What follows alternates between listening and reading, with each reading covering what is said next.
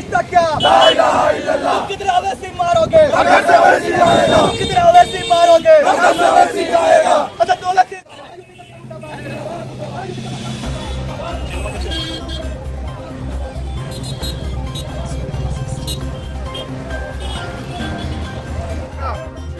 जिंदाबाद जिंदाबाद। हम सारे पे हैं। का दिन है,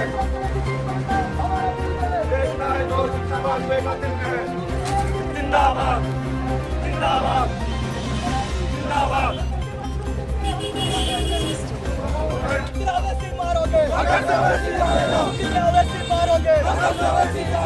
अच्छा दौलत जिंदाबाद जिंदाबाद जिंदाबाद मुर्दाबाद मोदी सरकार मुर्दाबाद अमित शाह मुर्दाबाद अमित शाह मुर्दाबाद। हम तुम्हारे साथ हैं, हम तुम्हारे साथ हैं, हम तुम्हारे साथ हैं, हम तुम्हारे साथ हैं, हम तुम्हारे साथ।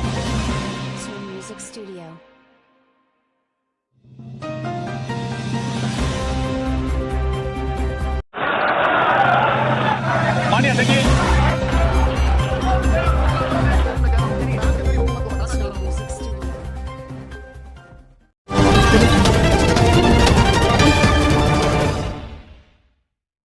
हमारे heart of Mumbai news channel को सब्सक्राइब करें और बेल आइकन दबाना ना भूलें। इस समय मैं मौजूद हूँ मुंबई के धारावी मेन रोड इलाके में, धारावी रेस्टोरेंट के पास में। यहाँ देखिए एमआईएम पार्टी का जो एक प्रोटेस्ट चल रहा है यहाँ पे।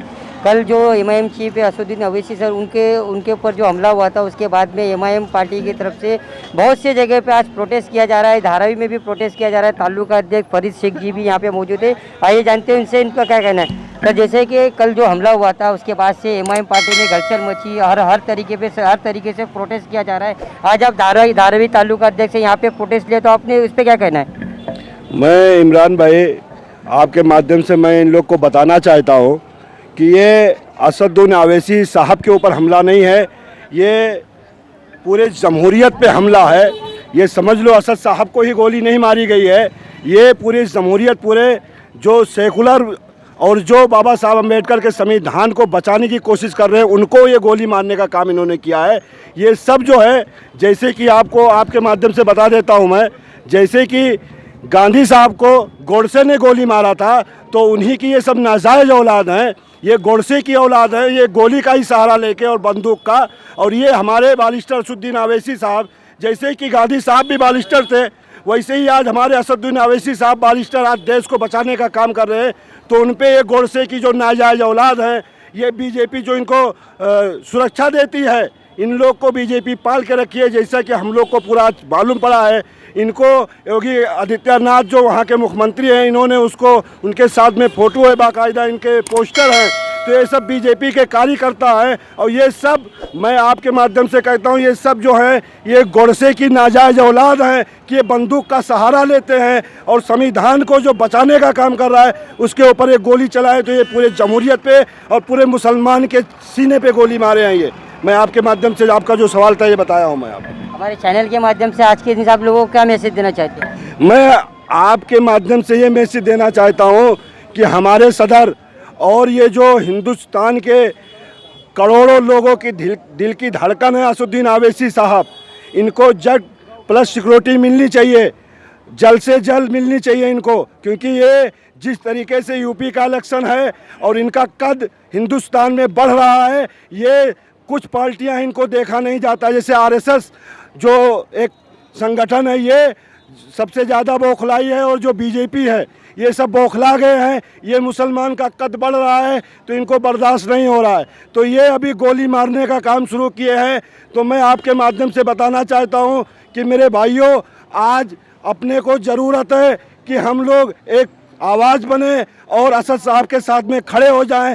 अगर ये भी देख के अगर हमको समझ में नहीं आया तो हमारा भविष्य तो बहुत पीछे चले जाने वाला है। क्योंकि जो आज संविधान का रक्षा करने वाला है उसी पे हमला हो रहा है, उसी को गोली मारी दी जा रही है और आरोपी सामने आता है। आज इंटरनेशनल मीडिया जो है वो खामोश है। जब से रात को पता चला है कि ये बीजेपी के कार्यकर्ता हैं, जब से वो खामोश है और हमारी सोशल मीडिया के थ्रू ये चीज़ चल रहा है। तो मैं आपके माध्यम से बता देना चाहता हूँ कि हम लोग को ज़रूरत है आवाज़ उठाने का। और नरेंद्र मोदी जो सरकार है इनसे और जो हमारे राष्ट्रपति हैं उनसे गुजारिश करता हूं कि असद साहब पे बहुत बार हमला हो चुका है। और अभी एक कल जो गोली चली है सामने से, ये तो हमारे माजिद हुसैन साहब जो एक्स मेयर रह चुके हैं हैदराबाद के, अगर वो अपनी गाड़ी नहीं चलाते तो आरोपी फरार हो जाते, आरोपी पुलिस पकड़ नहीं पाती। हम तो महाराष्ट्र के पुलिस को सलाम करते हैं, मगर यूपी के पुलिस का मैं एक वीडियो आपको दिखा देता हूं, मेरे पास है। आरोपी ऐसा खड़ा है जैसे कि यूपी पुलिस का भाई है, भाई के जैसा आरोपी होता है। वो हमारे सदर के ऊपर गोली चलाया है। मैं ये आप ये वीडियो, ये अपना ये फ़ोटो आप अपने चैनल पे दिखाओ कि ये देखो, ये मैं दिखाता हूँ। ये इसमें आरोपी कोई आपको दिख रहा है क्या? वर्दी को अगर वर्दी को हटा दिया जाएगा, अगर वर्दी को हटा दिया जाएगा, अगर ये वर्दी को हटा दिया जाएगा तो ये भाई आरोपी को मुंबई जैसी पुलिस आरोपी को आरोपी के जगह पे रखना चाहिए। जैसे उसके पैर में देखते हो कैसा जूता पहना हुआ है, आरोपी के पैर में जूता नहीं होता है, मगर ये देखो भाई के जैसा खड़ा किए। मैं आपके माध्यम से आप दिखाओ इसको चैनल पे कि ये हम लोग टिक किए हैं, नहीं तो इनके इतना गट्स भी नहीं है यूपी पुलिस के अंदर कि इनको टिक मार के दिखाए, क्योंकि ये बीजेपी के कार्यकर्ता हैं, क्योंकि ये बीजेपी के कार्यकर्ता हैं। तो आप जो है आप अपने माध्यम से इसको दिखाओ कि ये यूपी पुलिस क्या कर रही है। अभी भी बोलती हवा फायरिंग हुआ है, दो बुलेट जो है गाड़ी में लगा हुआ है, गाड़ी में जो पतरा था वो होल करके पार हो गया है, और कितने राउंड फायरिंग किए हैं वो सब वीडियो आ गया सामने। फिर भी यूपी पुलिस हाथ पे हाथ रखे बैठी है, कुछ भी अनाप शनाप बके जा रही है। तो मैं नरेंद्र मोदी सरकार और मैं जो हमारे गोविंद जो हमारे राष्ट्रपति हैं, मैं उनसे गुहार लगाना चाहता हूँ आपके माध्यम से कि आप जो है हमारे सदर को बालिस्टर असदुद्दीन अवैसी साहब को आप जेट प्लेट सिक्योरिटी दो और उनकी सुरक्षा बढ़ाओ। आप उनके पास सुरक्षा नहीं था, आप सुरक्षा उनको मुहैया कराओ। यूपी का इलेक्शन है, ये सब पार्टियां घबराई हुई हैं। तो अगर हमारे असद साहब को बाल भी बांका हुआ तो मजलिस का हर कार्यकर्ता अपने घर से निकलेगा और सबका जीना मुहाल कर देगा। ये मैं आपके माध्यम से बता रहा हूँ। हमारे सामने देखिए यूथ के जो प्रेसिडेंट है शोएब शेख जी मौजूद है यहाँ पे।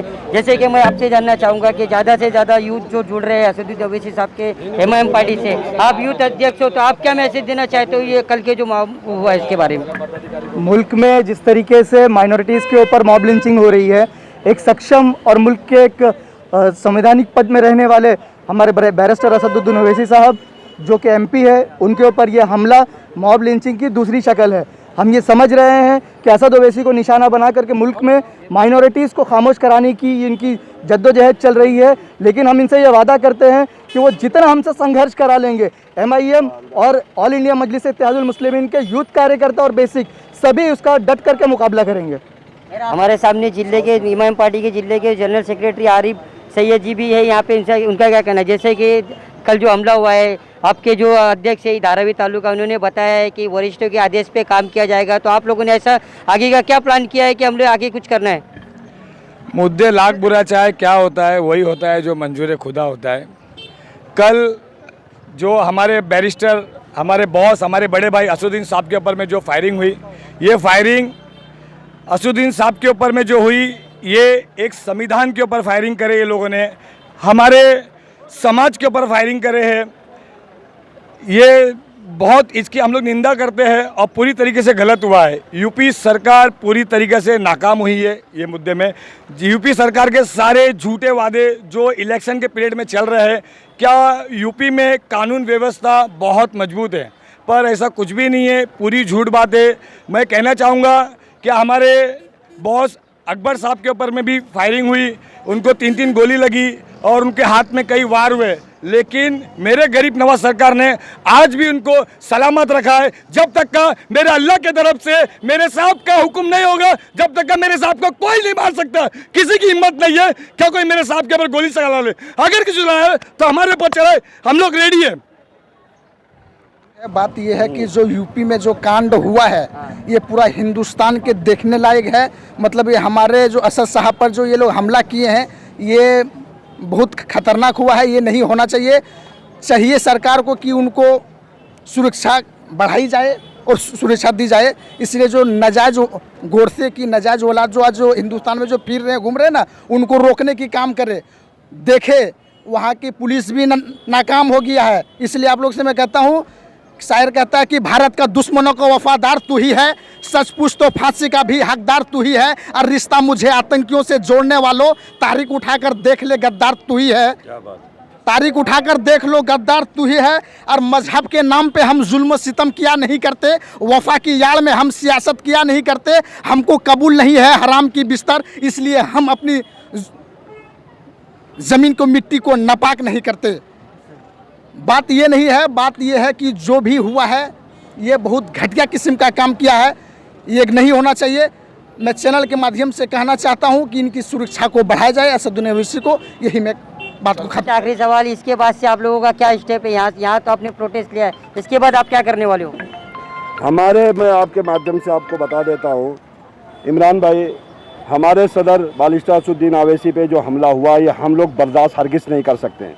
हम लोग रात को अभी तक हमारे कार्यकर्ता सोए नहीं हैं। हम लोग वो हरकत नहीं करते हैं जो अदर पार्टी करती है, मगर हमारे दिल में बहुत तकलीफ़ है। अगर यही चीज़ कोई अदर पार्टी के सदर के साथ हो जाता तो आज दुकानें बंद कराते, मगर हमको हमारा जो सदर है, जो बारिस्टर असदुद्दीन ओवैसी साहब, ये लाइन नहीं देते हैं कि ज़बरदस्ती आप करो या रोड पे उतरो। हम बाबा साहब अम्बेडकर के संविधान को मानने वाले हैं, हमको बारिस्टर असदुद्दीन ओवैसी साहब ने बताया है। हमको जैसा, अगर हमारे सदर के ऊपर हम लोग इंतज़ार करेंगे, आप जो पूछे हम लोग इंतज़ार करेंगे, अगर उसके ऊपर कोई ठोस कदम नहीं उठाती है सरकार, ठोस कदम नहीं, तो उस पर हमारे मुंबई सदर फैयाज अहमद खान साहब, हमारे डिस्ट्रिक्ट के सदर सैयद मुनव्वर अली भाई जैसा हमको बताएंगे, जैसा गाइड करेंगे, वैसा मजलिस का जिम्मेदार सोने वाला नहीं है, आंखें खुली करके बैठे रहेगा, अपने सदर को देखते रहेगा। ये थे एमआईएम के धारावी तालुका अध्यक्ष, यहाँ पे इन्होंने प्रोटेस्ट लिया है। इनका कहना है कि जो बातें हैं ये आगे सरकार के कानों तक नहीं जाती है। कल जो हमला हुआ है सदर के ऊपर, उसके बाद में भी इनके वरिष्ठों से ये इजाज़त लेके आगे इनके जो भी गाइडेंस लेंगे उस पर वो काम करेंगे, और ये क्या करते नहीं करते इस पर हमारी नज़र बनेगी। जब तक ले धन्यवाद।